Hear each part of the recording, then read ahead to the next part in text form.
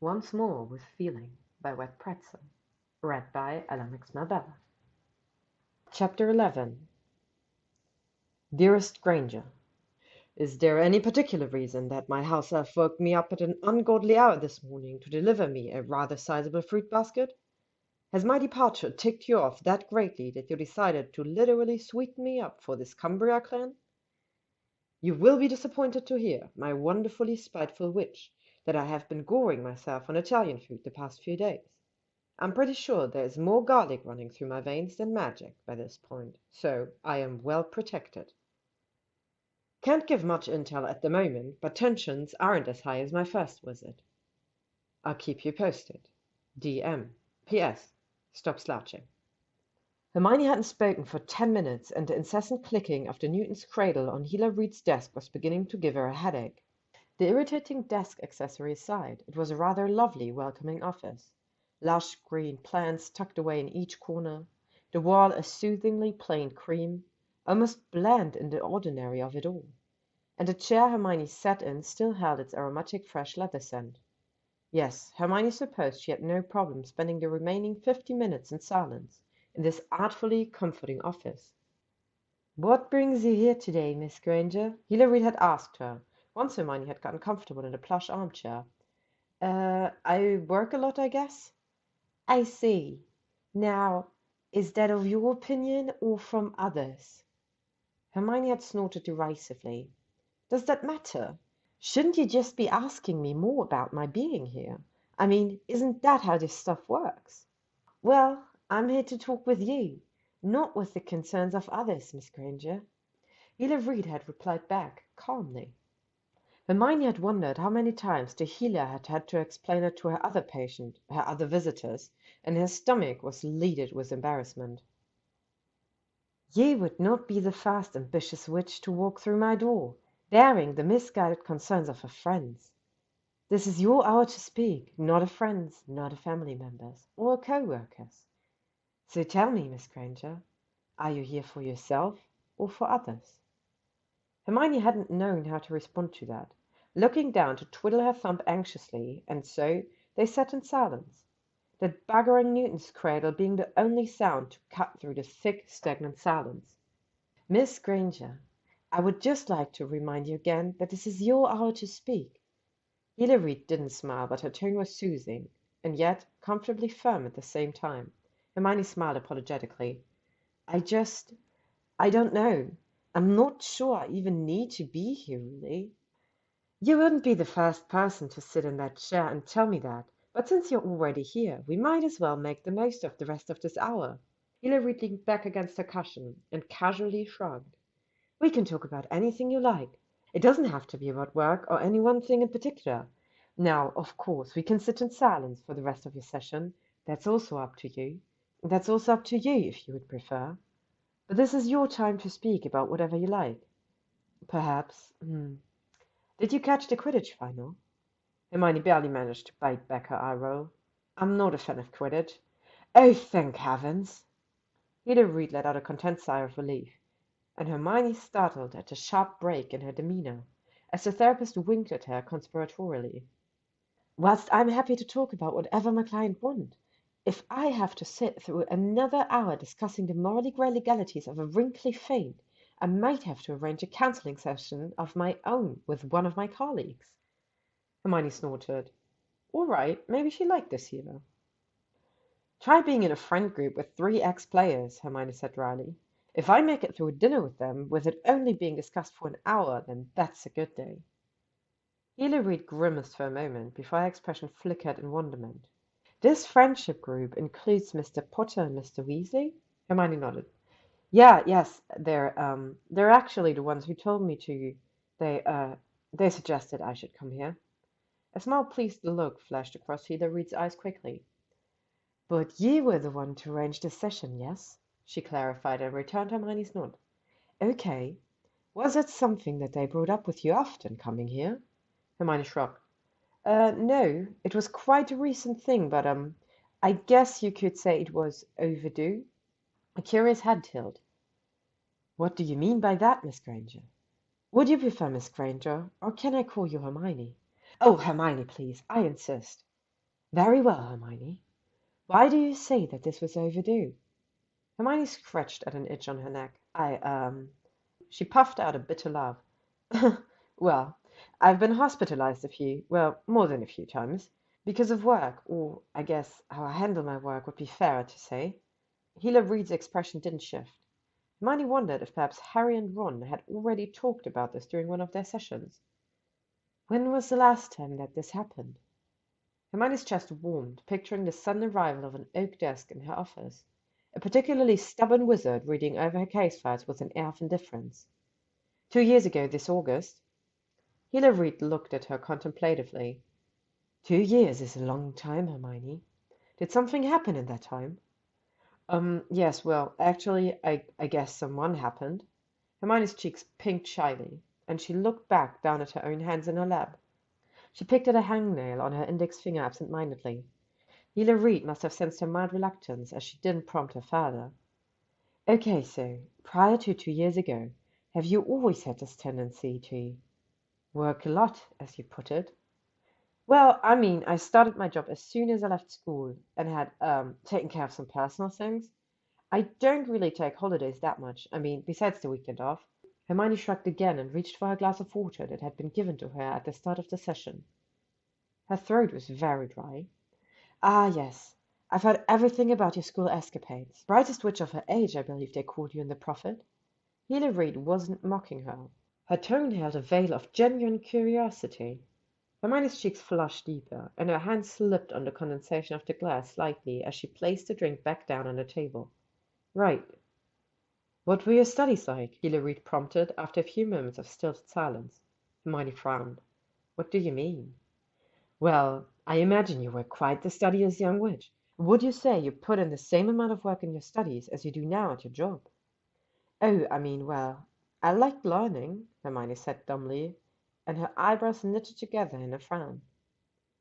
And do you like your job? Yes, I love it. Okay, so would it be fair to assume that you put in generous efforts towards your studies then? Hilda Reed crossed a leg over the other and leaned against her armrest, her hand resting against her cheek as she looked at Hermione with polite but sincere interest. Well, I mean, I had to. Hermione's frown deepened. Hilda Reed cocked her head again. Why do you say that?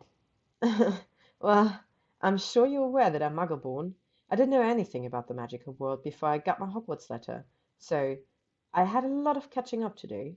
I'm pretty sure I bought out half of Flourish and Blots before I went into my first year, just so I could study up on as much visiting culture as I could. Hermione chuckled at the memory. Her parents had almost keeled over upon seeing the total cost at the checkout till.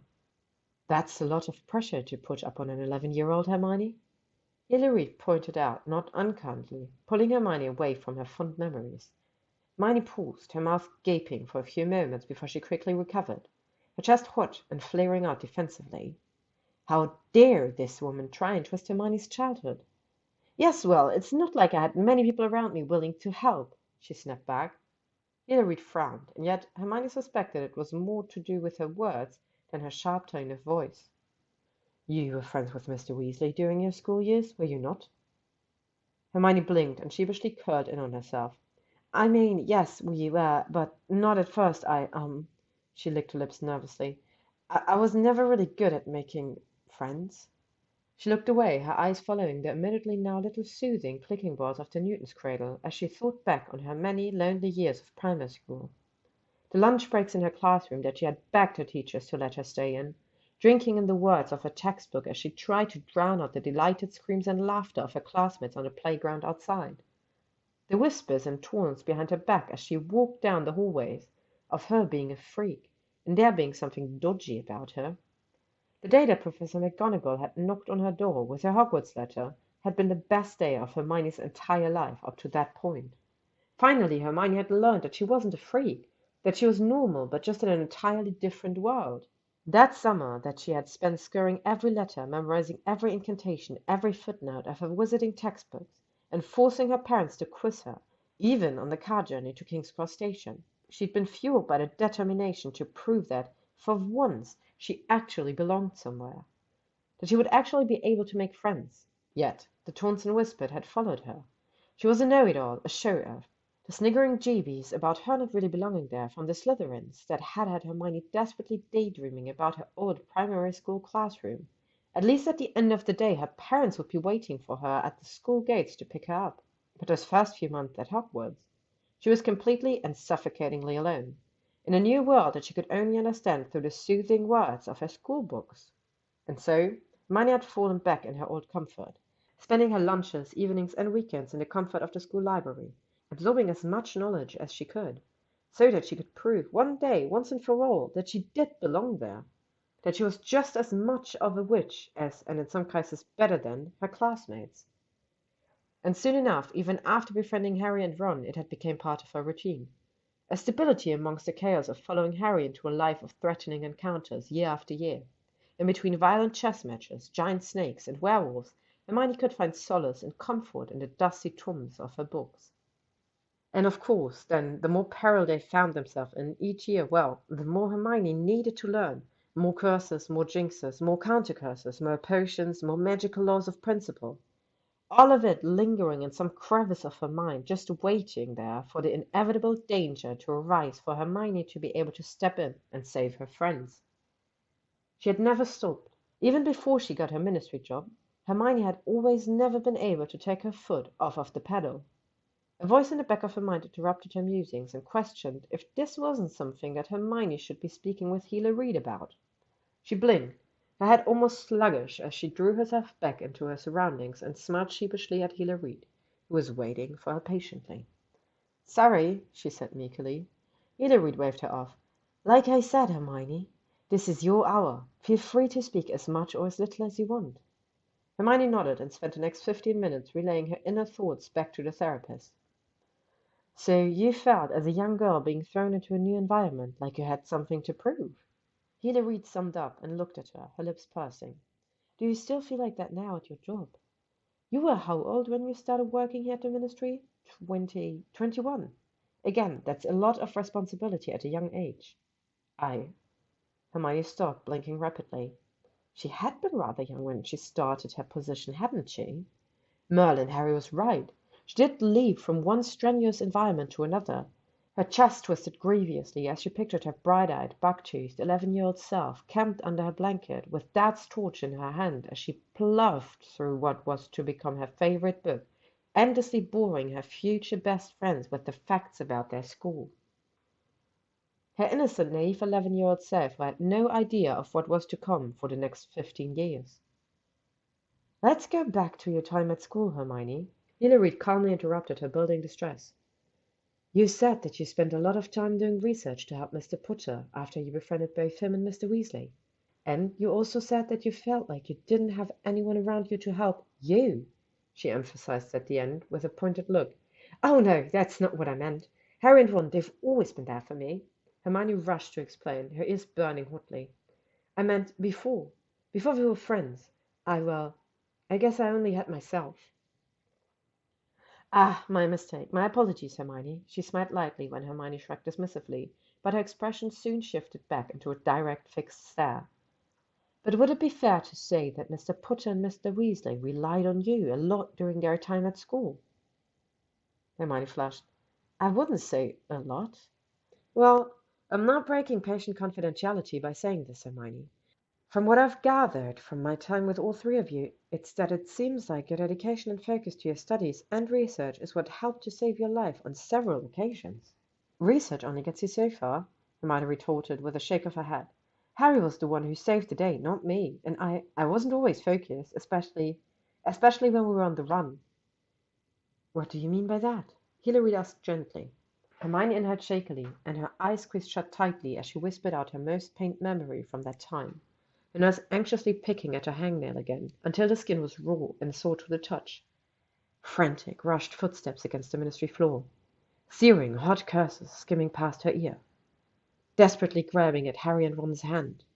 A clawed hand digging into her shoulder painfully that she couldn't shake off as they apparated away. Hermione desperately shouting out the password to their hideout. Her stab of guilt of losing Harry's last comforting link to Sirius. Her attention distracted for barely a second.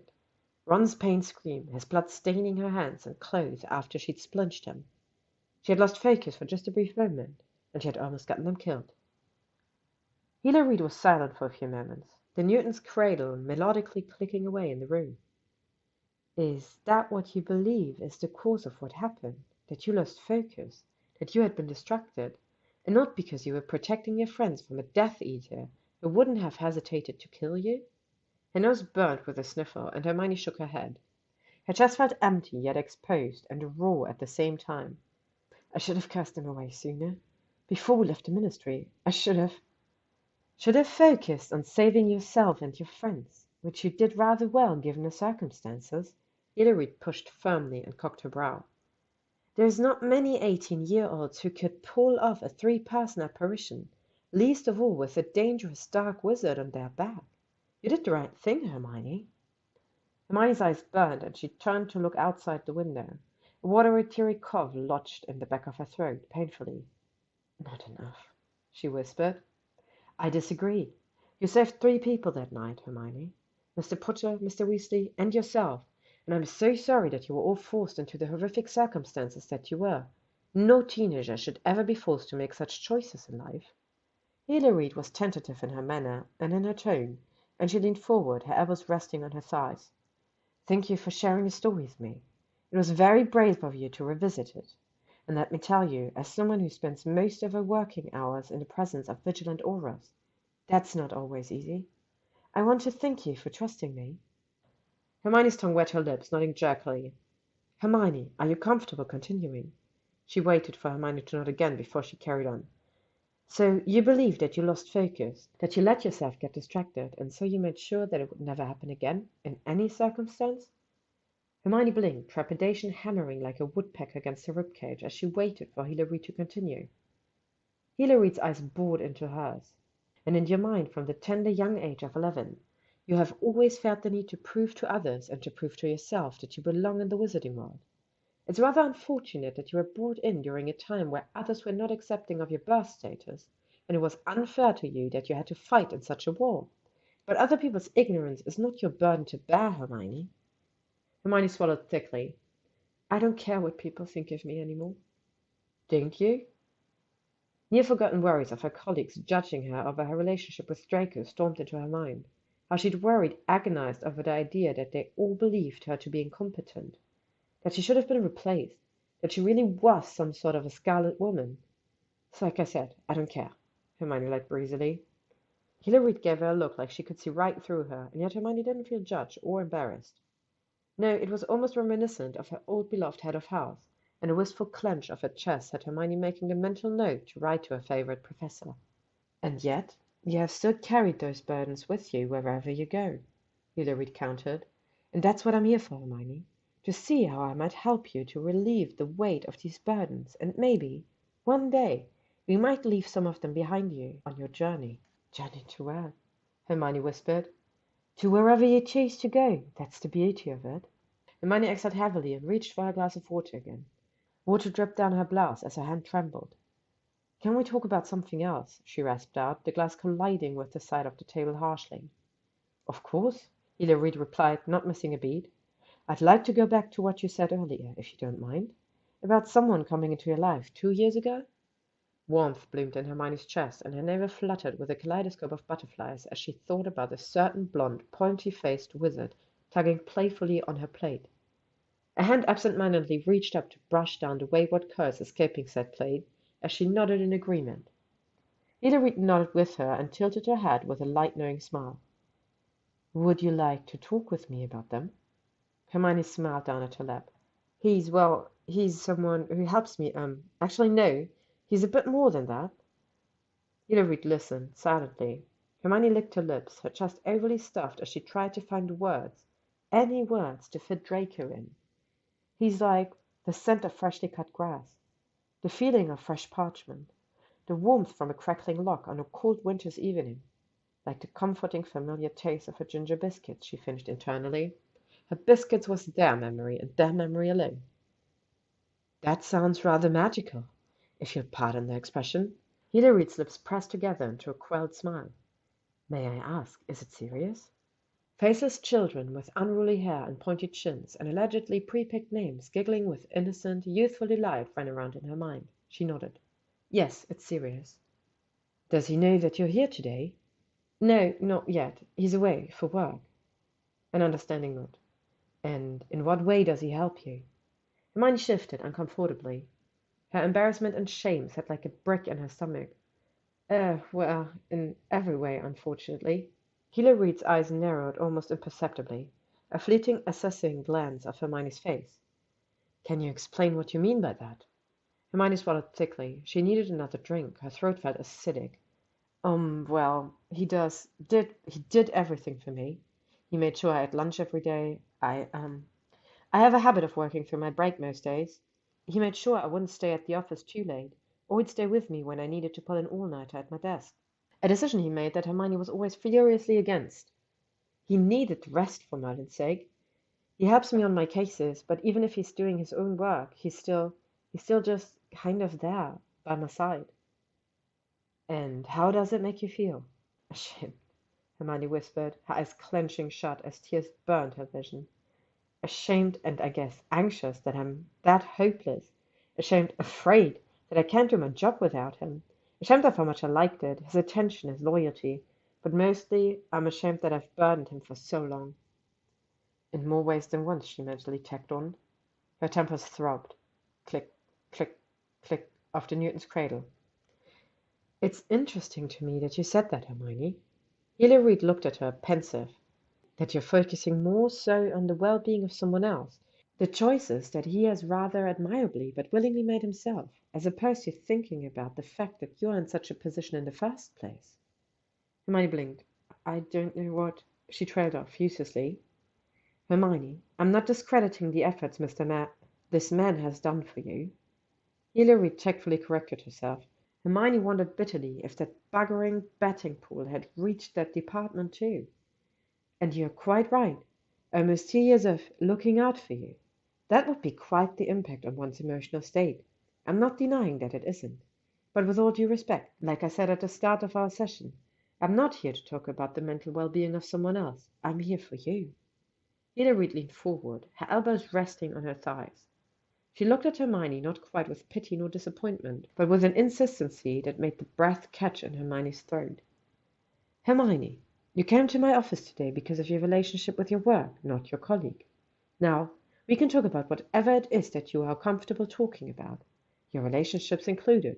But it is quite clear to me that the thread between education and addiction have become entangled with one another for you over these last 15 years. And I imagine your years that were unfairly sacrificed of you to fight in a war did not help. Hilary glanced over at the clock on her wall. Now, we don't have long left of the session, but I would at least like to discuss with you how we may to begin to unravel these threads. How I can help to provide you with the tools you need to take action into your own hands, to regain this control without feeling like you are taking advantage of your partner. 6 salty tears dripped onto Hermione's clasped hands as she stared into her lap woefully. What if this is just who I am, who I'm supposed to be, Hermione Granger, addicted to work?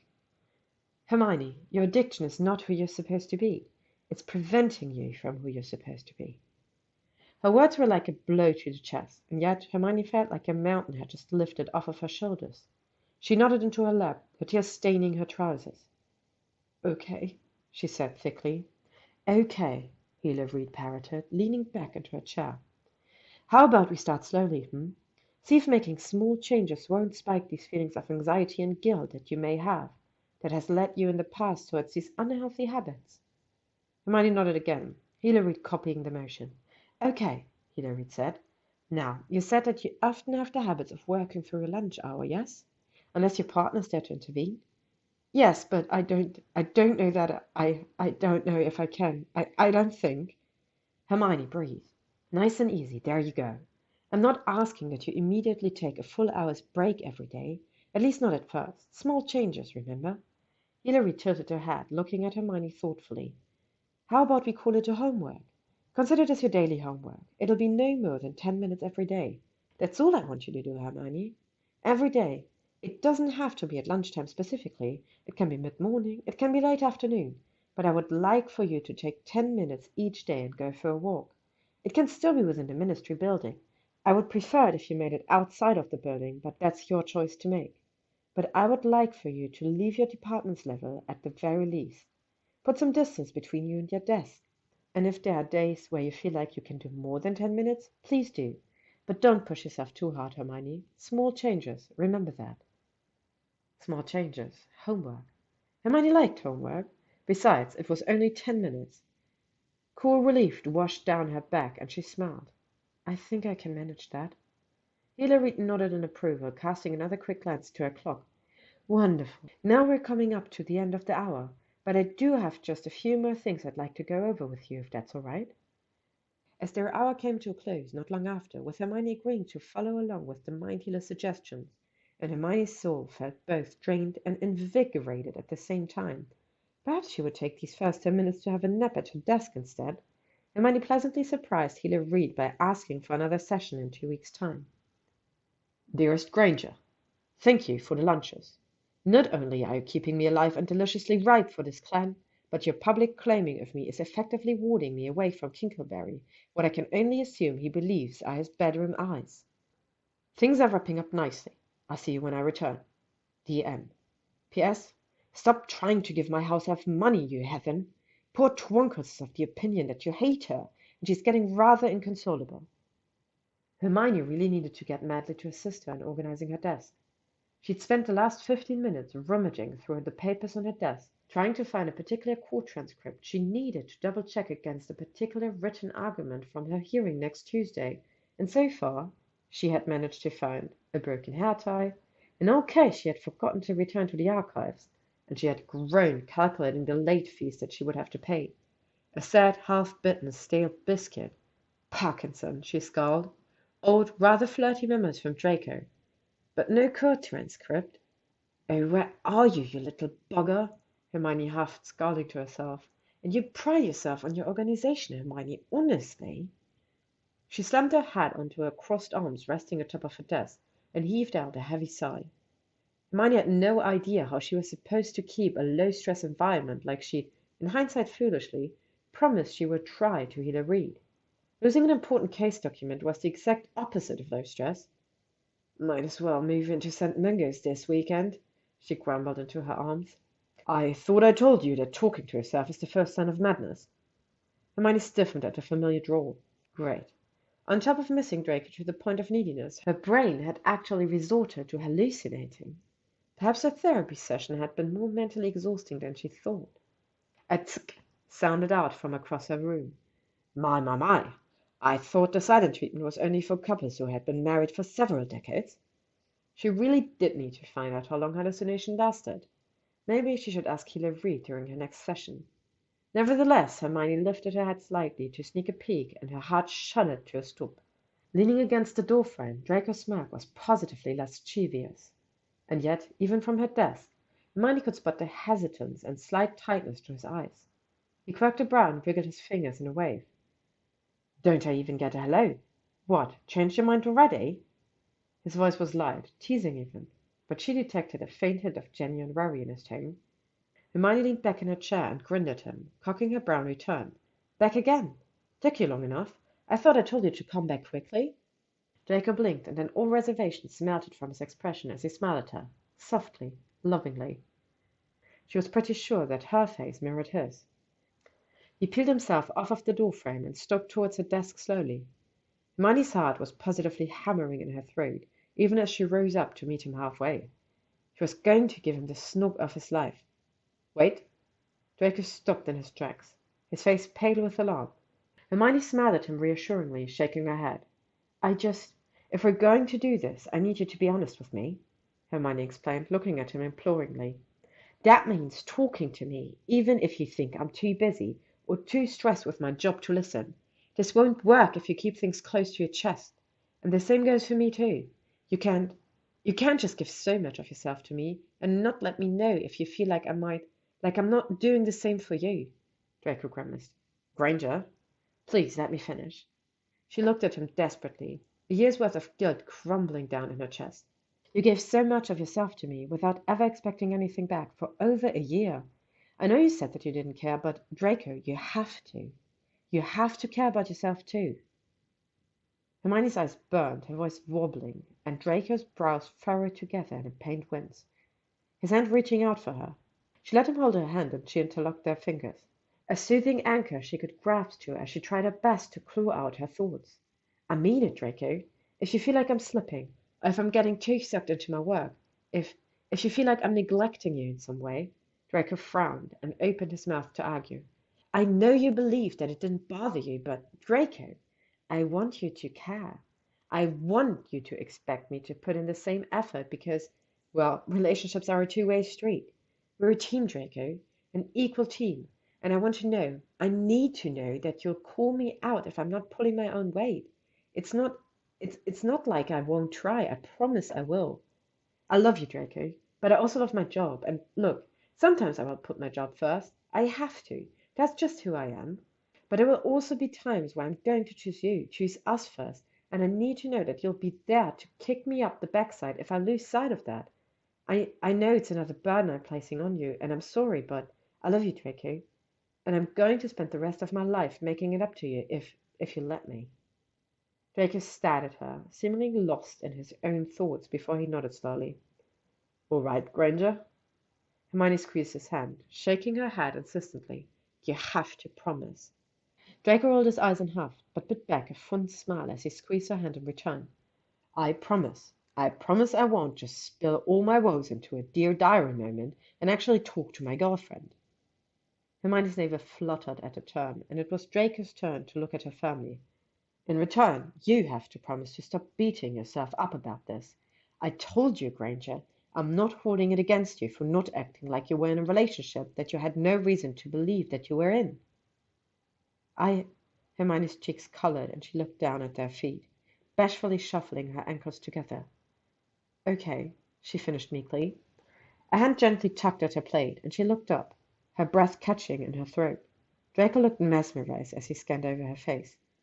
I love you, Hermione, he murmured, his fingers tracing lightly over the ends of her hair. Hermione sighed happily and stepped forward to close the distance between them. His cologne made her head spin, and her muscles melted from the warmth of his chest. I love you too, she replied, and snaked her arms around his shoulders, and pressing down on the back of his neck gently. His lips quirked into a wry smile as he bent down to close the final distance. Their lips met, and her office faded out of existence. The only thing that mattered was their souls intertwining. The way Draco licked into her mouth gently, her navel trembling and quivering at the soft, deep hum he gave when Hermione deepened the kiss, her fingers gliding through his silk-soft hair. His hands were a possessive, anchoring grip around her waist as his tongue teased hers. Hermione hummed greedily, and her hands thumped across his jaw. Her body became alive under his touch. If it was possible to suffocate and breathe the purest of air at the same time, Hermione was sure she was capable of doing so in Draco's embrace. His soul glittered and hummed. For the first time in over a month, Hermione was home. Eventually, when she could no longer ignore the way her head lolled alarmingly, she broke away with a desperate gasp for air, cut off quickly by a pleading whimper when Draco's lips sought to close the distance again. Wait a moment! She laughed breathlessly, and her eyes rolled to the back of her head when his lips simply claimed a new path of hot, wet, open kisses down her neck. Draco, she moaned softly. He groaned against her neck, and the vibration lit her nerves on fire. Hermione's face burned almost painfully when she looked over his shoulder. He hadn't closed the door behind him. It was a small mercy that just so happened to be the lunch hour. Draco, she gasped out again as he tongued over her pulse, and her hands trembled as she reluctantly pulled his head away from her neck. Never lie to me again. Her warning was weakened by the way she almost moaned at the blown-out, hazy expression of his face. Draco truly was an unfairly sexy bastard. He blinked, small traces of cognitive thinking blooming in his eyes, and Hermione was cursing herself inwardly for ruining the moment when he nodded. Sincerity and honesty flickered across his face. Hermione bit her lip, witnessing Draco's eyes darken once more as she leaned in to kiss him softly. His hands had just begun to sneak under her shirt towards her bra when she pulled away from him with a sharp jerk, a small but alarming thought lightening up in her mind. He couldn't quite hold back his irritated huff, and Hermione had to scrunch her nose to hold back her amused snort. We're not married, are we? Hermione's tone was light, and she grinned at him teasingly, but she couldn't ignore the genuine flicker of fear in her stomach. She would seriously need to take a long, hard look at her observational skills. Draco's lips quirked, his eyes glinting. Not yet. Well then, Hermione's stomach flipped, her eyes wide as she looked up at him. Her entire body throbbed with pleased anticipation. Trust me, Granger, not even you could miss the avant-garde wedding extraordinaire that my mother is planning. Hermione scowled at the light GB, even as Ron's "I told you so" sang in her mind, and Draco's eyes twinkled as he leaned in and whispered, "There's doves." Hermione blinked in dismay. "I don't want doves," she huffed petulantly. "Oh, there'll be doves." Hermione really needed to sit down with the Malfoy family and have a serious discussion about their seemingly familiar trait of making life-altering decisions for her. "But it's our wedding," she pointed out. Goodness, they had been dating for 5 minutes and they were already arguing about their wedding. And she thought that Lavender had a reputation for moving quickly. Draco snorted. "That's what you think, Granger. Pretty sure my mother has been planning my special day since the day I discovered how my cook worked." Hermione raised a disbelieving brow, even as she grimaced at his distasteful words. "You're telling me you want doves?" "I want you, smooth bastard." And yet Hermione's cheeks blushed, pleased, hands coming up to awkwardly play with the buttons on his shirt in a vain attempt of distraction, and Draco smirked knowingly before he continued. "I want you, Granger, and if that means 300 wedding guests risk getting shat on by birds, then that's a sacrifice I'm willing to make." She gawped at him. 300? I don't even know 300 people, Draco. She shook her head in adamant refusal. 50. 75. Hermione's eyes narrowed. 20. Draco tsked her. "You'll have to be the one to inform my mother, Granger." Oh, she would. Hermione opened her mouth to continue, but Draco rolled his eyes, sense tugging firmly to pull her hips against his, and all arguments trickled out of her mind. "Now, with all due respect, Granger, please do shut up and let me kiss my girlfriend." Well, she supposed she couldn't argue against that. With a pleased smile on his face and a hand softly cupping her cheek, he bent down and brought their lips together. It was lunch hour after all. It was highly unlikely one of their colleagues, mainly Diggle, he still couldn't look her in the eye, would interrupt them. She supposed that there was no harm in a little midday light petting. But when Draco's hand slipped under her blouse, creeping up her back to fiddle with the clasp of her bra, and she felt the front of his trousers being pulled a little too taut, she pulled away, quickly reaching up on her tiptoes to kiss away the frustrated frown between his brows. Her own navel throbbed mournfully. "If it's all the same to you, I'd quite like to buy my boyfriend that coffee now," she said, reaching over to interlock their fingers together again. Draco sighed heavily, but his neck and cheeks betrayed him by flushing wonderfully. Hermione's chest warmed with fondness. "Have it all within?" he drawled, and his eyes glittered. "I told you it's my treat, Draco. I literally have the money ready here in my hand." "Good for you. Put it back in your pocket." "Granger, it's not even a galleon." "Exactly. You should have no problem letting me pay." "My sincerest apologies about this, ma'am. Granger, the vein in your head is about to burst. Would you just—" "Do you want me to call you a chauvinist again?" Draco glared at her. Hermione glared back. With a roll of his eyes, breaking their silent standoff, he shoved the coin back into his pocket. He grumbled under his breath when Hermione preened in smug satisfaction, turning to give the awaiting, bored barista her money. "Go on, ask me," Draco prompted, after they had sat down, tucked away at a relatively private table, their drinks and food arriving not shortly after. Hermione frowned and looked at him quizzically, whilst she reached for a plated scone and a mug. Naturally, Draco had decided last minute to switch to ordering tea with an alarmingly copious amount of sugar cubes on the side, and her teeth ached as she watched him pour in full-fat milk. She would really need to tame that habit of his before he met her parents one day. His lips curled in a knowing, wry smirk around the rim of his teacup. "I know it's been eating away at your swotty little mind, Granger. Just ask me." Hermione chewed on her lip. "How long have you been in love with me?" Draco took a leisurely sip of his drink, his eyes focused on the lace holes of the tablecloth. Hermione's heartbeat was a deafening, pounding drum in her ears, as she watched him ponder his answer carefully. "I guess my answer depends on to whom you're asking." His thumb traced the rim of his cup delicately, a small, bittersweet smile bleeding onto his features. "Who am I asking?" Hermione cocked the brow. Draco's eyes flickered up to her briefly before returning to the tablecloth. Hermione laid her hand on his wrist, her thumb gently rubbing at the smooth skin in comforting, silent encouragement. "Well, if you were to ask my mother," and Hermione's cheeks blushed at the knowing look Draco threw her, She supposed it was a fool's hope to believe that a conversation about Narcissa's son would have remained private. Draco cleared his throat lightly. His own cheeks prickled a soft pink as he pointedly avoided eye contact. My mother would answer somewhere around 6th year. A shattered exhale tore from her chest, and she was very grateful for the fact that they were set at a table as her knees buckled together. The weight of anguish, yet visceral affection for him, bowing down on her shoulders. Had he really been carrying a torch for her for 9, almost 10 years? She swallowed dryly. And if I'm asking you, Hermione gently prodded. Draco rolled his eyes, with no real venom behind it, as he looked at her with a fond, yet exacerbated smile. Give me a little credit, Granger. It takes more than a chance encounter with a little know-it-all and some disgusting biscuits. I mean it, Granger. You need to sort out that horrid little habit of yours. It takes more than that for me to become completely devoted to you.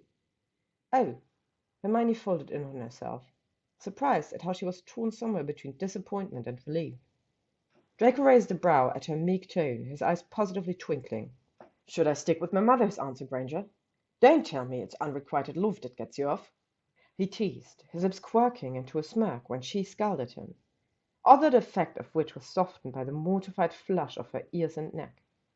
Well, you were the one to tell me you've been waiting for a long time, and that you had no qualms about waiting even longer. Forgive me for believing your mother's point of view. Hermione all but stuck her tongue out as she sulkily picked the raisins out of her scone. Draco snickered, reaching over to tug lightly at her plate, even though she wasn't slouching. She would really need to ask him why he did that at some point in the future, but not right now. She turned back at him and looked at him expectantly. Continue then, if you want to, she tacked on with a soft, encouraging smile. Draco leaned against the backrest of his chair, his brows furrowed thoughtfully. It would be a lie to say that day didn't alter my perspective of you. He huffed bitterly. You were sat there with your beautiful big doe eyes all soft and pleading with me to look after myself, and all I could think about was how there was a very real possibility that one day I might watch you die. He shook his head, his face pinched with nausea and anger, of which Hermione greatly suspected was towards himself, and Hermione rubbed her thumb soothingly over the whiteness of his clenched knuckles, even as her own stomach churned at the thought. And that thought just knocked me sick.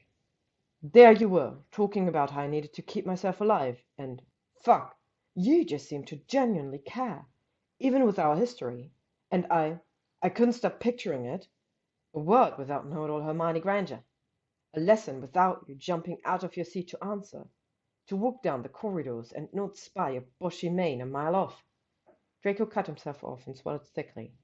I just felt so cold and angry at even the notion of it. To be honest, Granger, before that day I hadn't even given it a second thought. Why would I?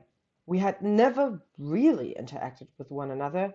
What did I care what happened to Potter Smuggleborn?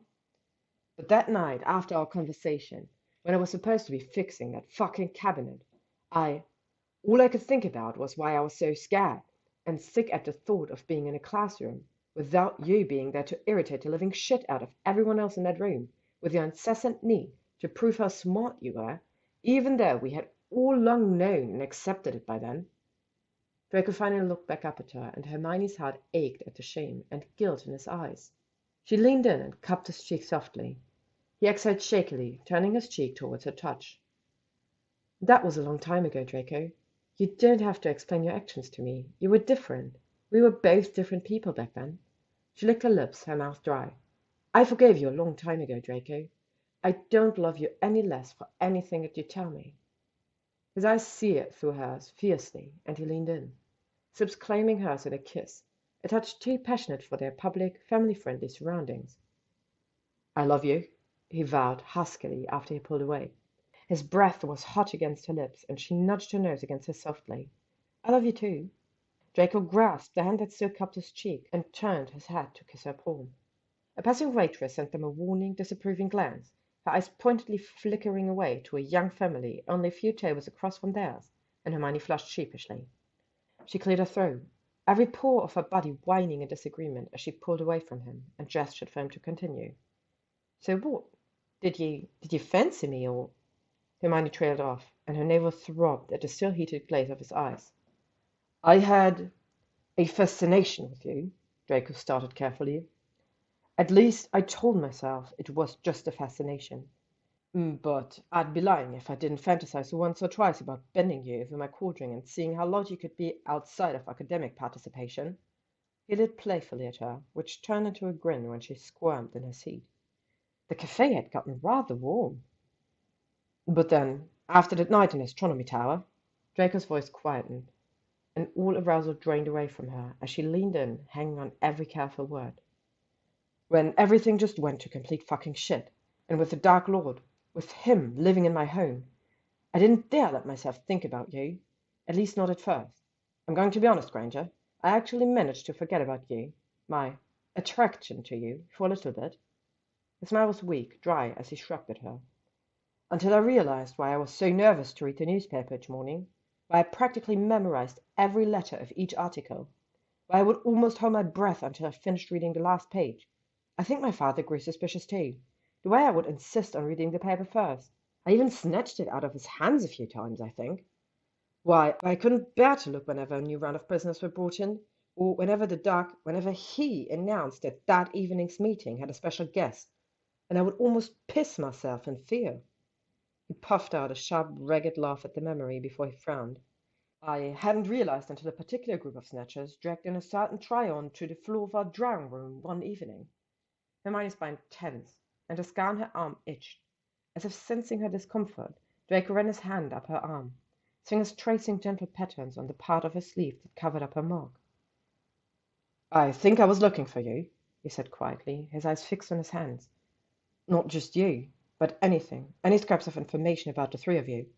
I knew you'd be all together, as horrendously codependent as you three were at that time.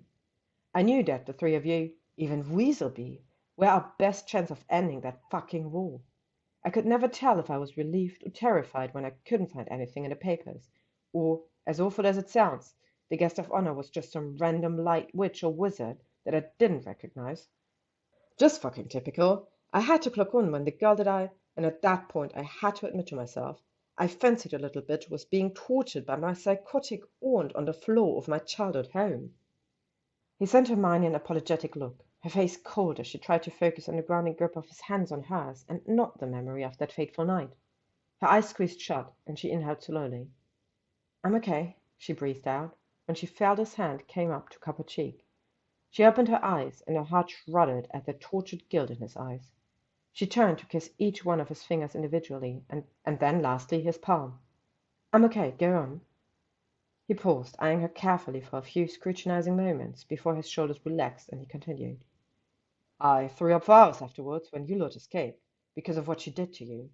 Aunt Bella always complained that I had a weak stomach for torture, so at least I had an excuse for her and my father.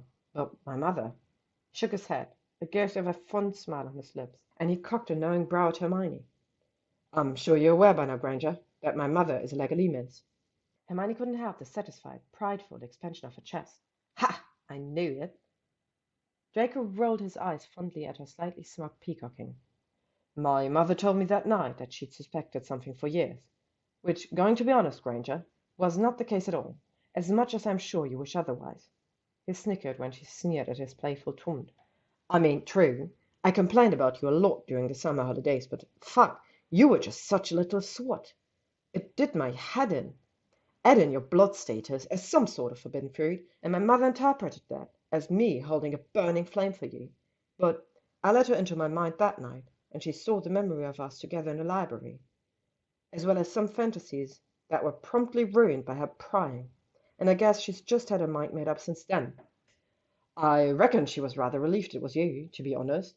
Only other person I complained more about was Potter.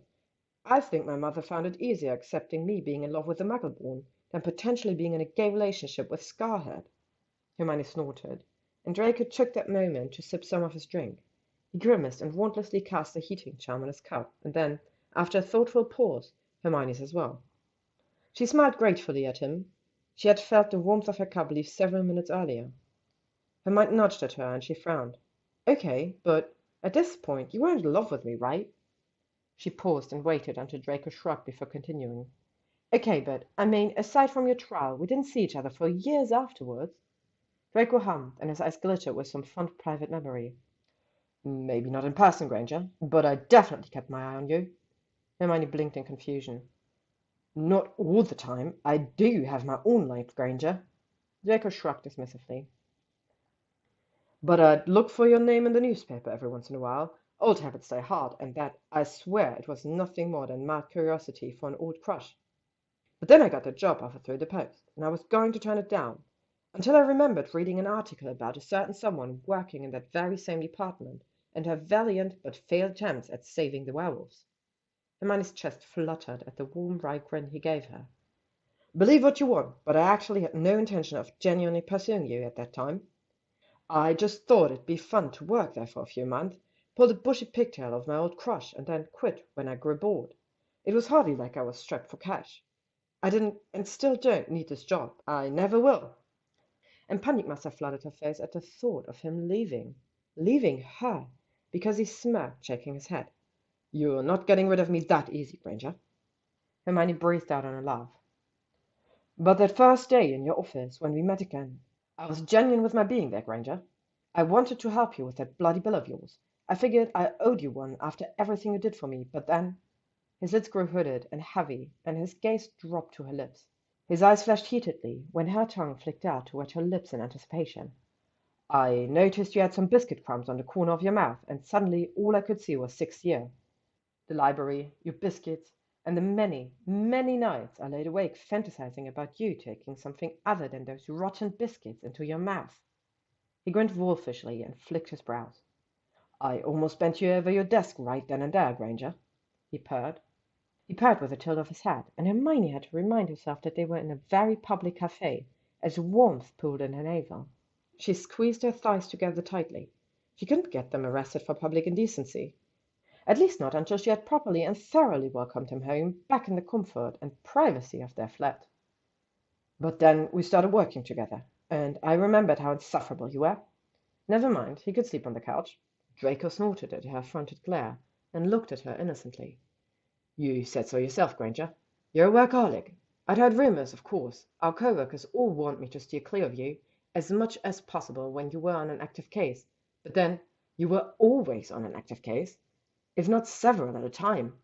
I mean, sure, I thought you could do with putting a bit more meat on your bones when I saw you again, but I didn't think much more of it. But then there was the day in your office, when you came back from St. Mungo's. Draco's brows knitted into another frown, and the vein on his temple throbbed. Again, there had been talks of you working yourself into the hospital previously, but I thought people were just exaggerating. I mean, you're Hermione Granger, for crying out loud. You could handle anything. But that day, you looked awful. He looked at her desperately. Even now, his face looked peaky at the memory. If it wasn't for the fact that you were just about able to hold a basic conversation with me, I'd thought you were some form of inferi. Hermione winced, remembering that day in her office when she had decided to take a break, how she had looked inches away from death. I just remember feeling livid, and then being confused as to why I was so livid. I mean, yeah, sure, I knew I must have fancied you a little bit, but that didn't explain why I was so angry. But most of all, I was confused about you. What on earth was going on inside that beautiful head of yours, and why couldn't you see what you were doing to yourself? Draco shrugged, but his jaw was tense, and he paused to pick at his croissant. They'd added too much butter. It was far too greasy for his tastes, Hermione noticed. So you took it upon yourself to find out, Hermione guessed. Draco looked up at her, a half smile on his lips as he tilted his head and gazed up on her with wonderment. You're not the only one who enjoys a puzzle, Granger. And you were quite the intricate one. I was? Took me a couple of weeks to understand how that brilliant mind of yours worked, and where your priorities laid for me to get into the rhythm of things, perching your cases and whatnot. But when I realized how well we worked together, well, I couldn't really find any excuses to stay away from you. Draco shrugged again. So I tore up my resignation letter. And, of course, it wasn't too long after that I realized that I was in love with you. He said it so casually, like they were discussing the weather, and yet Hermione's had leapt to her throat all the same. What, just like that? Just like that. And you just dealt with it? Pretty much. Oh? Draco pressed his lips together to bite back a laugh. Should I have said that I drank myself into a coma every night? Would that have you falling into my arms any quicker? She sucked her teeth peevishly, her arms crossing against her waist. This revelation of yours, was it before or after the wolfsbane bill passed? Before, he replied simply and quirked the brow dismissively. I told you I was content to take my time and play it slow. But then you accosted me that day in your office, besmirching my precious honor. He smirked when she snorted indignantly. Well, I wasn't about to pass up what you were offering. I told you I'm a selfish man, Granger. And if anything, you hopping into my lap was a good indicator for me to step things up a notch.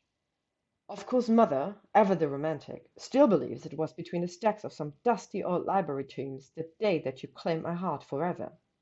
A mother's intuition was some bollocks like that. And maybe she's wrong. Maybe she's right. Maybe I did fall for you back then. Maybe I've just spent years in denial. He paused to send her a knowing wink, and Hermione's cheeks pinked. But exactly how long is irrelevant to me. Once I knew that I loved you, Hermione, and wanted you in my arms. That was enough for me. It wasn't the full, honest truth that Hermione was expecting from him. She could tell that he hadn't told her everything, that he had purposefully offered up Narcissus' point of view as a way to distract Hermione from his own preservations, maybe as one final shred of denial for both of their peace of minds that he hadn't been suffering, been waiting for almost a decade. Maybe Draco didn't truly know himself. Hermione couldn't help but notice that Draco had pointedly specified that he had realized his true feelings, as in he already was, and perhaps had been for some time, in love with her. Perhaps it was 6 years. Perhaps it was during one of the morning of his newspaper scorings of her. Perhaps it was the day when he accosted half of her office space. But Draco was right. Whenever it was irrelevant. If just knowing that he loved Hermione was enough for him, it was enough for her. And yet Hermione couldn't help but wonder, why did you wait so long? Why didn't you ever just move on? Don't tell me you're disappointed, Hermione huffed. You know what I mean. Draco's lips twitched in amusement. Granger, you're a lot of things. Brilliant, beautiful, ass-bitingly annoying, but subtlety is hardly your forte. As shockingly dense as you are to your own feelings, you wear your heart on your sleeve. I knew you fancied me back. She did, and she had. And maybe it was just a matter of still nursing a madly bruised ego, but the fact that he had known, whilst Hermione herself at the time was only vaguely aware of and heavily suppressing her attraction to him, she couldn't help but bait. You couldn't have known that for certain. Maybe I just liked having you as a colleague. Suck many of your colleagues off in museum cloakrooms, do you? Draco drawled. The young mother sat at the table not far from them gasped loudly, covering the ears of her child as she looked at the pair with a scandalized yet scolding glare. Hermione's stomach lurched in mortification. Her chest burned hot as she mumbled her fervent apologies, before quickly waving her wand to cast him a fiato. She inwardly cursed herself for not having the foresight to do so as soon as they had sat down. Draco's smirk oozed smugness and self-satisfaction. He looked like Crookshanks when he had caught that mouse in her flat the other winter. Hermione took a sip of her drink to hide her snort at the thought. Perhaps she should tell Draco, and take in her own satisfaction at seeing his leer wipe off of his face. Even the notion that he could in some way resemble her pet that thrived on playfully torturing him. She turned back to him, a stubborn frown marrying her brows together. So, all it took was a few romps for you to know that I liked you? Like I said, you wear your heart on your sleeve. He paused to leer knowingly at her from under his lashes. And any lingering doubts I had were promptly cleared up after that darling hideous Sally took such great care of me. His tone was teasing, baiting even, with the full intention of winding her up. And yet, even with this knowledge, Hermione couldn't help the bristling of her spine and the acidic curling of her stomach as she hissed through gritted teeth. Shelley! Whatever! Draco's eyes were soft, loving in their warmth as he gazed at her. Even as Hermione's own heart was a kaleidoscope fluttering against her chest, she made the mental note that apparently Draco took Hermione's bitter jealousy to be some type of love language.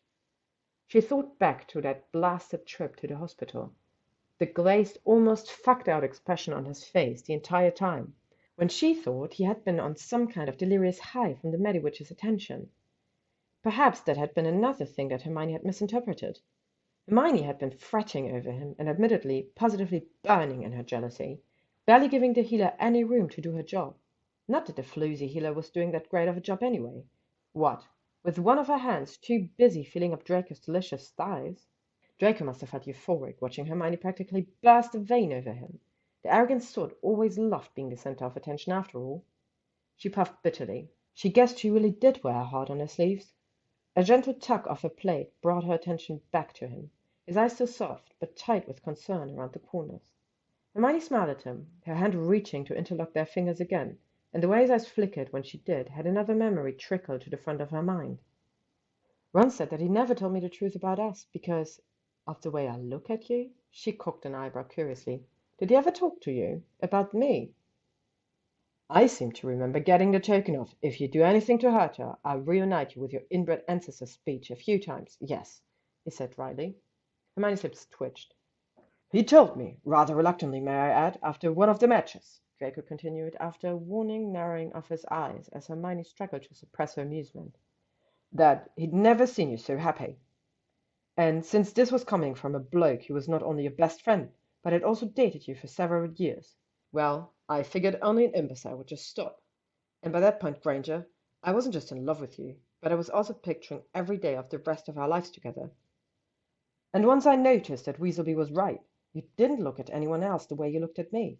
Well, then that was all I could see. Not to mention you get awfully cranky when I'm not around. Draco positively preened in his gloating, and he winked at her. Rather gets me going, knowing that I'm the only one who can tame your little lioness heart. Remind me to never get you dahlias, then, Hermione drawled with an exacerbated eye roll. Draco smirkingly blinked into one of puzzlement. What? Never mind, dismissing him with a wave, Hermione's mind burned with the desire for more answers. All right, I can understand you asking me out the first time. I mean, well, logically, it only made sense, but why again? I mean, didn't you think it risky asking me out those other times, in case I figured out what you were doing?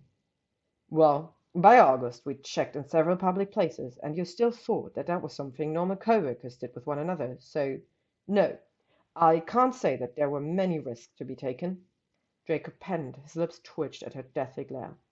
And then, of course, there was that encounter with the drunkard in Diagon Alley. Hermione's stomach churned sourly at the memory, her top lip curling into a sneer. I should have cursed him. He spat on you. Her voice was dark, low. Yes, and then you could have potentially gone to Azkaban, leaving me all on my lonesome. And to be honest, Granger, long-distance relationships don't do it for me, he said with a bored flick of his lapel, before locking her under his steely gaze. But that day you were just so angry. Over me. What somebody else had done to me. I'd seen that look on your face hundreds of times before, when reading over your cases, listening to the woeful tales of your clients. Hell, I spent 7 years on the receiving end of it back at Hogwarts whenever I insulted you or your friends. He shrugged, his fingers tracing around the rim of his cup. Not even in my deepest fantasies had I ever dared to picture you with that look on your face, imagining you giving it to someone over me. He smiled, his eyes losing focus as he became lost in some private memory. Hermione didn't pry. And you must have thought that that meant that maybe I was ready to date you, at least properly. Draco nodded. But alas, it was not meant to be. He dramatically sighed, shaking his head in mock mourning. Not that it mattered much, since I got to take you out on your birthday. The book reading, Hermione tacked on, warmth enveloping her chest at that memory. It really had been her best birthday in years. Yeah, didn't take me too long to realize you had absolutely no qualms about spending time with me in an environment where your brilliantly beautiful, swotty mind could thrive. It was only when I'd ask you out for dinner that you seemed to get spooked. Shame, really. He paused to deliberately eye her up slowly, a heated, salacious smirk on his lips as he purred. I really do dream about ravishing you under the restaurant table, Hermione. Next to taking you up against the stacks of my family library, it's my greatest fantasy. It was all Hermione could see. Draco between her thighs, hidden by the white tablecloth and the privacy of their booth. Maybe Hermione could slide to her knees first, surprising him. His strong fingers gripping at her thighs, keeping her legs pried open as she tried to shut him out if a waiter passed her table. She'd maybe even have to stuff a napkin in her mouth. Draco, the egotistical bastard that he was, loved it when she was loud. Loved it when he made her scream. The spines of books, more valuable than the entirety of her bank account, digging into her back as he pressed her back into the shelves. They'd have to be quick. They couldn't risk alerting the house elves, alerting his parents about what they were doing. She wondered what the odds were of the man for library having a table tucked away in a dark, slightly damp corner. Sweet Merlin, Hermione's knickers were getting damp. Perhaps there was some merit to Draco's fantasies. She was very aware that she had been lost to her thoughts for some time, and she blinked, focusing in on Draco, who looked very pleased indeed. He looked like he knew exactly what she was thinking about, and she flushed deeply. Her mind scrambled to pick at any topic, any unanswered question she might have had, anything to climb out from underneath his gripping, aroused expression. Ginny, she said that Greece was an anniversary trip for us. Draco hummed thoughtfully. She and those twins were always the only ones with brains in that family. So she's right, Hermione gulped. It wasn't just a holiday away. We have an anniversary. Her voice trailed off as she wondered if it was possible to celebrate and miss such an event at the same time. I was genuinely interested in the convention, Granger. You're not the only one to enjoy academic simulation every once in a while. It was just a nice coincidence that it fell around the same time as all. Besides, I wanted to treat you, he said with a dismissive shrug. What's the point of having private properties across the world if I can't share them with the woman I love? Hermione glanced down at her lap shyly. She wondered if she would ever get used to how breezily he proclaimed his affection for her. It was just so effortless for him. Her chest heaved with the guilt and compassion that had been steadily building up for over half an hour, and she sheepishly tucked her chin into her chest, her eyes burning with tears of shame. It took me so long to get over myself, and all the while you were just patiently waiting, thinking of our children and our future, Hermione whispered. Draco let out a sound of mild distress, and his hand squeezed hers in a fierce grip. Granger? A ragged sob tore from her throat, and she shook her head, vicious anguish and acidic fiend in her chest. I'm sorry, Draco. I'm so sorry. I know you told me to not feel guilty, but Merlin, how can I not? You're perfect. You've been so perfect. And I was such a coward. Such a stupid, stubborn. Steady on. That's my girlfriend you're insulting, Granger. Draco calmly interrupted and sighed with faint displeasure. If you're going to continue punishing yourself, can you at least wait until we get back to the privacy of our office? Or did you forget that we are in public? Draco pointedly glanced at their surroundings, of which several patrons were looking over at her teary, weeping form in concern, and in some cases glaring scornfully at Draco. He looked back at her and flicked a bemused brow. They probably reckon I'm breaking up with you right now, and honestly, it's a matter of poor upbringing to do so in public. I'd at least have the decency to wait to do so in the privacy of our home. Draco sucked his teeth, a mocked air of haughtiness about him, and Hermione chuckled thickly. She sniffled once, smiling at him weakly. His own torn expression blurred behind her teary vision, and she leaned in to plant a rather wet but firm deep kiss on his lips. Hermione leaned back with mild reluctance, Draco's breath an uneven, hot exhale against her chin, and her navel throbbed with the urge to climb into his lap. She glared pointedly at their nosy onlookers before nudging her plate towards Draco. Would you like some of my scone? They had barely taken a couple footsteps out of Hermione's fireplace when a flurry of bright orange flame fur-whisked past Hermione's face, and she yelped in momentary fright. Behind her, Draco let out a startled, deep-chested scream of his own, and then there was the alarming clanging of the fireplace grate crashing against her wall as he fell backwards. Fucking hell! Hermione whipped around, her instincts kicking in before she could process what was happening, her wand in hand with a stupefied ready on her lips. Oh! Now that was a sight! Draco sprawled in between the fireplace and the rug, with his cheeks prickled a deep rosy hue in agitation, as her cat fervently licked and pawed away at him in delight. Oh! Would you just fuck off, you mangy? Stop licking me! Granger, would you please? Draco gargled, his head desperately tried to dodge away from Crookshank's incessant licking of his cheeks, his nose, his chin, anywhere that he could reach as Draco attempted to jerk away from him. Want me to leave the room and give you both some privacy? Hermione teased. Don't you fucking dare! I'll bugger off, you rodent! Draco growled, and his hand finally managed to jerk out and protect his face from Crookshank's loving attack. Can't believe you still haven't died yet! Crookshanks just purred in response and nuzzled into the back of Draco's hand. Draco huffed defeatedly and craned his neck to peek over the endless fur of Crookshank's head and raised a pointed brow at Hermione. You going to help me, or are you just going to stand there grinning all evening as I slowly suffocate to death on demonic cat fur? I think I'll just stand here, Hermione said wryly and scrunched her nose in amusement. Draco scowled at her and jerked his chin as Crookshanks tried to nuzzle into his mouth. Piss off, you little! You know, Granger, I'm starting to think perhaps I was better off camping out over at Pansy's. At least stop it! At least she has good fire whiskey there. Hermione hummed, her focus on their conversation drifting away as she drank him in. That aching, pulling throb of her navel twisted and vibrated within her as she gazed down at his thighs. The inseam of his trousers dangerously pulled taut as he lay there with his legs sprawled wide open. In between her thighs passed with needy want, and she bit her lip. Memories of their unfinished reunion in her office oozed into her mind. The ghost sensation of his hot breath against the nape of her neck, his strong, firm hands travelling up towards her bra. Granger, please don't look at me like that whilst your fucking senile cat is choking me, Draco groaned. Her eyes snapped up to his, and Merlin. She could have whimpered at the heated want in his eyes. She sucked her bottom lip between her teeth, and cocked a brow playfully as she looked at him contemplatively. She had promised to welcome him home thoroughly after all. With a sultry smirk she could have only picked up from him, her fingers teasingly crept towards the buttons of her blouse. You have two options, Draco. She was surprised at the huskiness in her own voice, as her hands toyed with the top button, as was Draco, from the way that his bottom lip dropped open softly.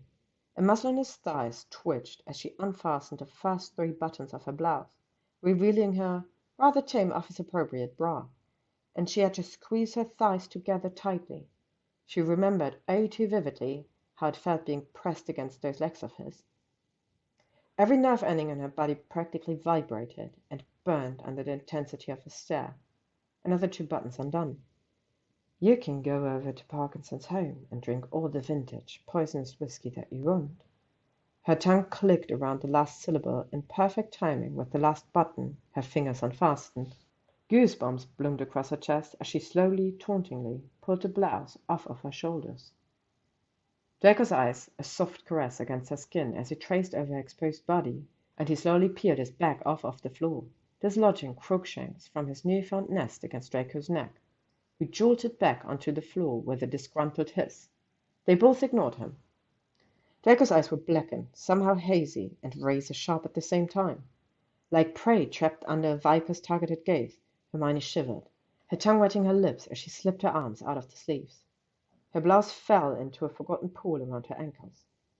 Every cell in her body lit on fire with bated anticipation for him. Or... Hermione murmured, and slowly took a step backwards towards her corridor.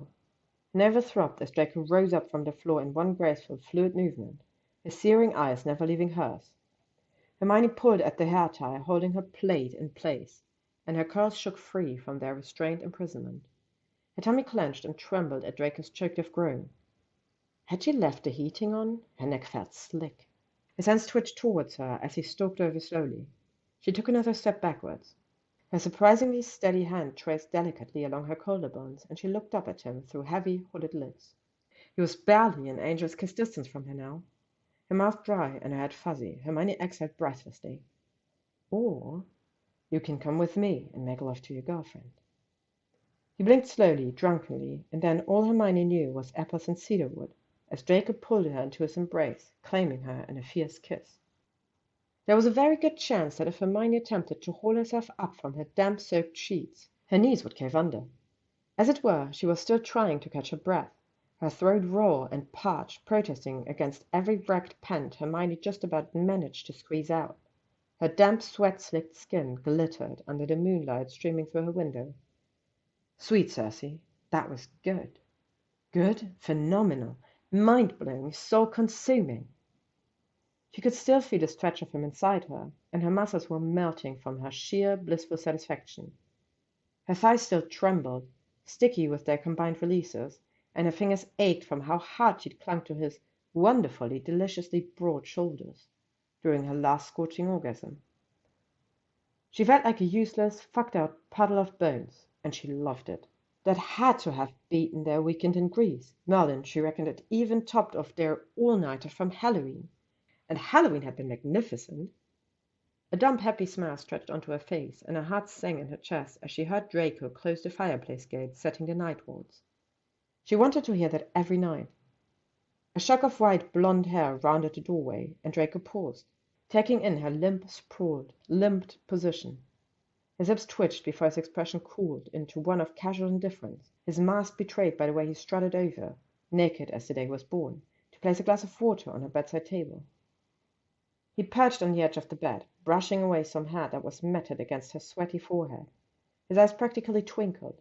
Hermione's head limped to the side, a weak, lazy smile on her lips as she met Draco's knowing, amused gaze. "I think you broke me. I can't feel my legs." A pleased hum rumbled in his chest, a Cheshire cat grin creeping across his features. "Are you sure it's not just because you're lying on a bed made of rocks? I must admit I haven't missed that," he drawled with a quirk of his brow. "You love me, my mattress," Hermione grumbled into her shoulder. "Only half of that statement is correct." "Ah, so you do love my mattress?" she teased and jerked when his fingers poked the sensitive, ticklish skin of her ribs. Her arms might as well have been noodles when she weakly batted his fingers, Draco catching her hands with ease, and Hermione's heart fluttered when he brought her hand up to softly kiss each individual finger. Pure golden affection bloomed in her chest as she greedily drank in the tenderness of his expression. She felt full, completely enveloped and encased with her love for him, seeping out of every inch, every pore in her body, and yet, somehow, it still wasn't enough. A regretful, aching pang in the pit of her stomach that she still wasn't enough. "I love you, Draco," she whispered, and blinked rapidly to push back the burning tears that threatened to mar her vision. "I'm sorry it took me so long to admit it. I'm sorry that I pushed you away. I'm sorry that I chose my pride over you. I'm sorry." "Hermione!" Draco's voice was rough, and his brows pinched together, a pained tightness to his face as if her words were like knives to the skin. "I thought you promised not to blame yourself." Her nose crunched with a sniffle, and she swallowed thickly. I know, I did, and I swear I won't mention it again, but I just need to." "Are you still mad at me for lying to you?"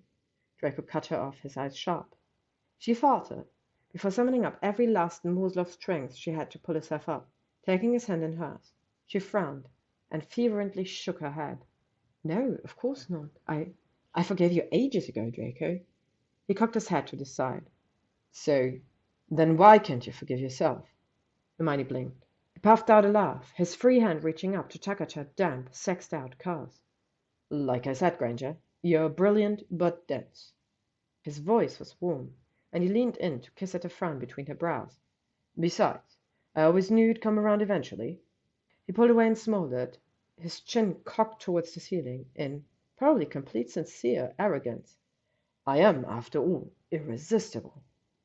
Hermione scoffed, all lingering guilt quickly vanishing, and she reached behind her to grab a pillow, whacking it in his face, and snickered when Draco splattered on an "oof." His eyes narrowed challengingly, and her navel paused at the heat in his gaze. She supposed she was ready for another round.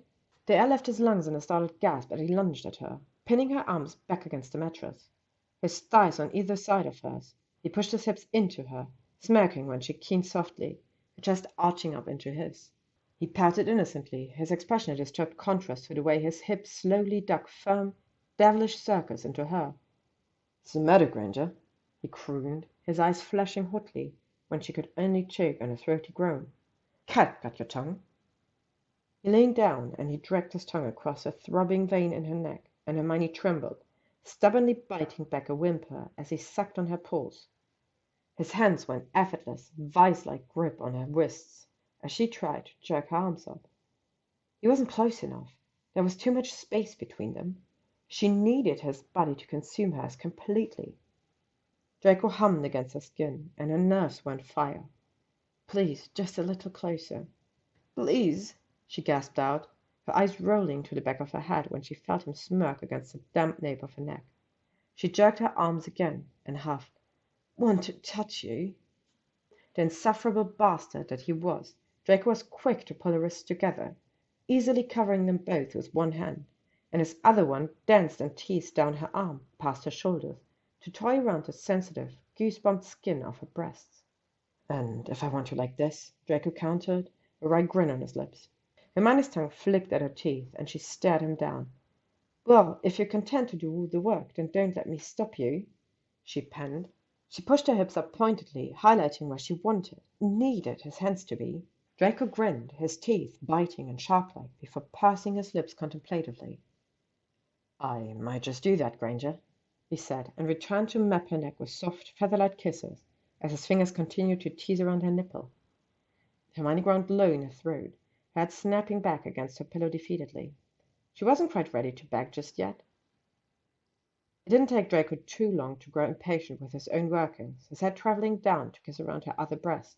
His hand slid down her navel, thumping over her hip before his touch disappeared from her. She felt him frown, and he lifted his head slightly. "Granger," he murmured, his breath hot against her breast. She shivered, her neck digging farther into her pillow, her eyes still squeezed shut. I was rather lost in a moment earlier, so forgive me for not noticing sooner, and not that there's anything wrong with it, but when did you last cast a hairless charm?" Hermione's eyes snapped open, ice-cold mortification ripping down her spine, and her head jerked upwards, meeting his inquisitive, confused eyes. She cast a self-conscious look down towards her thighs, Draco following her, and he yelped, ripping away from Hermione, his face washed pale and aghast in disgust. Hermione's own chest was white with hot embarrassment. With a positively shit-eating grin on his face, Crookshanks sat mere millimeters away from Hermione's leg, his chest puffed out and glowed, to find his head in disarray from where Draco's hand must have been not moments earlier. Hermione had to bite down on her knuckles to hold back the bubble of laughter in her chest as she took in Draco's expression. He looked like he was going to be sick. "Get out!" he roared at her cat. Crookshanks just meowed, his tail gliding happily in the air. Draco sneered at him, before turning to glare at Hermione. She must not have been able to hide that mirth from her face, and she sniggered. "You better have enjoyed that last check, Granger, because I'm never getting hard again."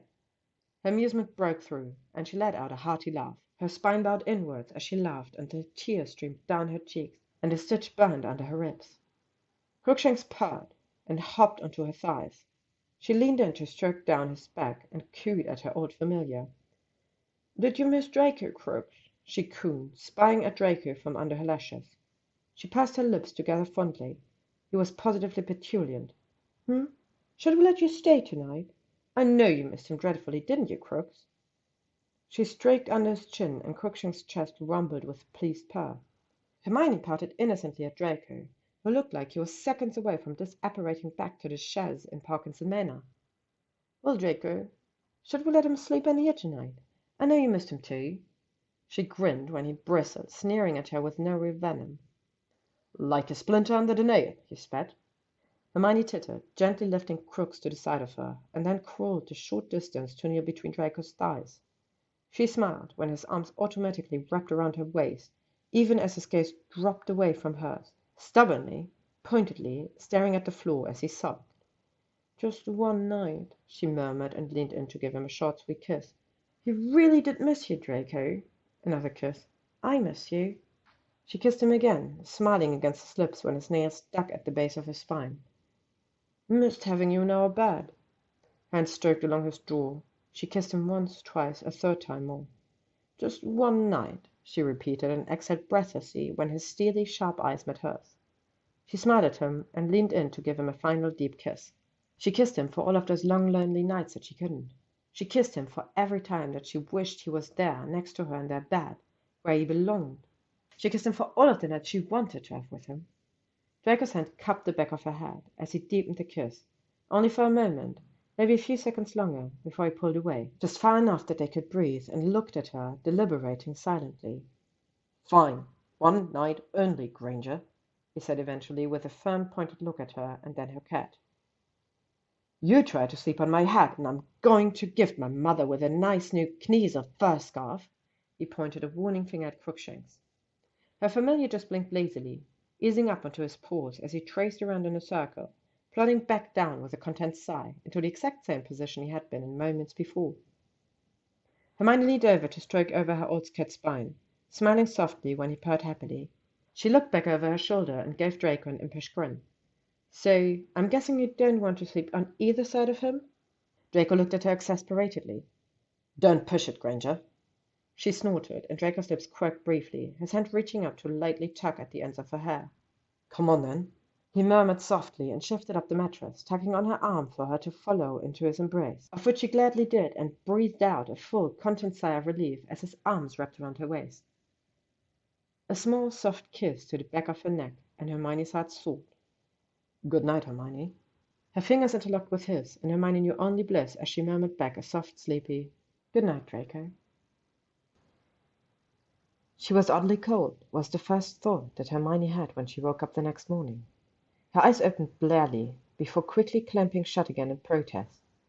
In their passionate, needy desperation of each other last night, they'd forgotten to close the curtains, and the early glow of the summer sunrise acted like a blinding Lumos charm for Hermione's sleep-addled gaze. A shiver running up her exposed back brought her back to her first thought, and she realized that her waist was suspiciously free of a strong, possessive arm. Her eyes flew open, her chest a wayward shudder of panic, and her head shot up from her pillow. Her heart trembling against her ribcage, Hermione slowly turned to peek over her shoulder at her side of the bed, hoping, praying to all deities above that— Oh, how precious! Hermione's cheek pinched with a fond beam, utter affection soaking her warm, giddy chest. She couldn't help but wish that she had taken that photography course with Ginny last summer. Oh, how she wanted to capture this moment for eternity! And not just because it would piss Draco off to no end, having physical evidence of it.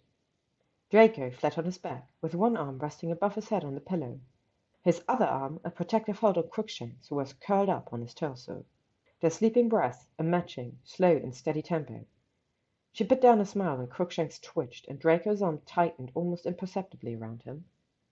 She glanced over at the clock on the bedside table, grimacing in mild disgust. She had risen over an hour before her alarm clock was due to go off. A thought tickled her mind, and she looked back over at Draco, chewing her lip in contemplation. She supposed she did have some time before she had to get ready for work. With a smile she stretched out a cautious hand to lightly stroke across Crookshank's spine, careful not to wake the two of them, before she quietly slipped out of the bed, throwing on a random shirt from her bedroom floor, and tiptoed out into the corridor, heading for her kitchen. Thank Merlin she had stopped by the supermarket the day before last, she thought, as she rummaged through the contents of her freshly stocked fridge. After a year on the run, Hermione had zero reservations about eating slightly gone-off vegetables, but she couldn't hold back a quiet snort at the idea of her wonderful but prissy boyfriend. Goodness, even just the thought of calling Draco her boyfriend made her stomach swoop happily, trying to force down some wilted spinach and a can of beans from 3 years ago. Perhaps she could make shakshuka. She spied all of the ingredients needed in her fridge, and Hermione couldn't remember Draco ever trying it. Nodding to herself, she pulled what she needed from the shelves and set to work.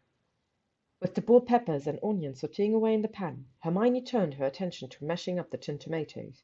After a rather draining battle in opening a stubborn cap of the can, she had eventually resorted to using her wand, and she had just added the herbs into the sauce when she heard the sleepy, shuffling footsteps from her corridor. Strong arms wrapped around her waist, and she smiled as Draco eased her hair over one shoulder and softly kissed at the newly exposed skin of her neck. Her muscles went lax as she leaned back into his embrace, and his chest vibrated against her shoulder blades as he hummed, pleased. "Good morning." His voice was almost tantalizingly gravelled, thick and chesty due to the almost disgustingly early morning hour, and Hermione had to remind herself that she was surrounded by sharp knives and scaldingly hot oil after her navel clenched with wand. Nothing would ruin a morning glow quite like a trip to St. Mungo's A&E ward. "Good morning," she greeted back, picking up her wooden spoon to mix the herbs in the sauce again. Draco's arms tightened around her waist slightly, his hips pushing against the bottom of her spine. She could feel him smiling wryly against her neck. "Is all of this for me? Oh, look, and you made breakfast too." Hermione laughed, caught off guard, and turned to peek at him over her shoulder. His eyes glittered as he grinned back at her, before cocking his head towards the pan. "What's all this, then?" She poured the sauce into the pan, making sure that the vegetables were equally covered before tapping her wand to reduce the heat to a simmer. "Shakshuka." "Gesundheit." She snorted and lightly jerked her elbow into his side. "It's a traditional breakfast meal from Tunisia. It's quite delicious, actually." "You hate my toast that bad?" "Draco, I can only explain to you so many times that condiments are not optional when it comes to toast." She turned to look back at him and cocked a brow. "Or do you actually plan on having me choke to death?" Draco shrugged. "Well, you seemed content to let me choke to death all of those times that your blasted cat used my face as a pillow, so I'd call it a simple retribution." He trailed off, eyeing the pan behind her. "The sauce is sticking." Hermione whipped around and cursed as she rushed to save the integrity of her pan. She frowned, eyeing the too thick, gloopy consistency of the tomatoes. Maybe she should add some water will save that, Draco finished her thought. An exacerbated roll of her eyes. I know that. I'm just saying it's a common trick. You're forgetting who was the one who taught you how to cook, Hermione quipped and looked at him incredulously. Draco didn't miss a beat as he tsked. And what a miracle that turned out to be. Do me a favor, Granger. If you ever decide to leave the ministry, please don't become a professor. She scowled and cocked her chin upwards, slightly miffed. Well, if you don't want to try some, I guess I can always go over and have breakfast at Harry's instead. Draco's arms peeled away from her, Hermione's stomach swooping mournfully at the loss of its warmth, and he came up beside her, nudging her hip with his, and snatched the spoon from her fingers. So, what else goes into this what was it? Shakshuka. Hermione's lips pressed together fondly. I just need to add the eggs. With Hermione's careful instructions and a few jerky interventions, her face grey as Draco tried to deviate from the recipe. What's wrong with adding sausage? You said it was a breakfast food. They eventually sat down at the dining table, Hermione quickly darting back to the fridge to grab some fresh orange juice. Her fingers tightly gripped her fork as she waited with bated breath as Draco took a mouthful of his food. His cautious, contemplative expression barely lasted a second before surprised delight lit up his eyes. His lips downturned in appreciation, and he tilted his head. Not bad, he said casually, his perfected aura of calm indifference thwarted by the way he eagerly scooped up another forkful. Smug satisfaction oozed across her back. Her shoulders pulled back as Hermione sat up straight and happily tucked into her own dish. Maybe she should become a professor. A potion professor too, just to spite him. Lovingly spite him, of course. His foot brushed against hers, by accident, Hermione believed at first, until it happened a third time, and his foot looped around her ankle. Hermione spied a glance at him from under her lashes. His face was carefully blank, bar the minutest ghost of a smirk at the edge of his mouth, her cheeks warm and her stomach fluttering happily.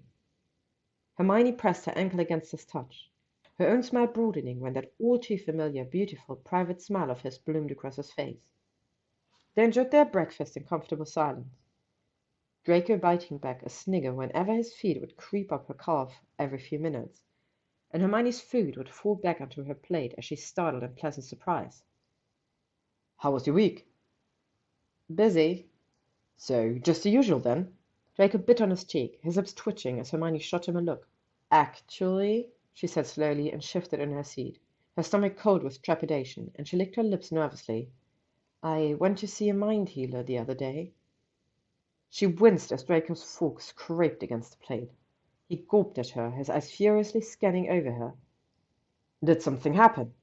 Draco asked, after a few moments, his voice tight, his face peaky and his knuckles white as he gripped his cutlery. Hermione could practically see all of the panicked scenarios running through his mind, and her chest warmed with affection.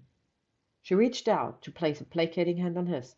No, I'm fine, I promise. She smiled at him. Draco observed her, his eyes tight, before he blinked. His shoulders relaxed, and he turned his hand to properly intertwine their fingers. He nodded, silently gesturing for her to continue. His thumb traced comforting, soothing circles over hers. Whether the action was for her or for himself, she appreciated it all the same.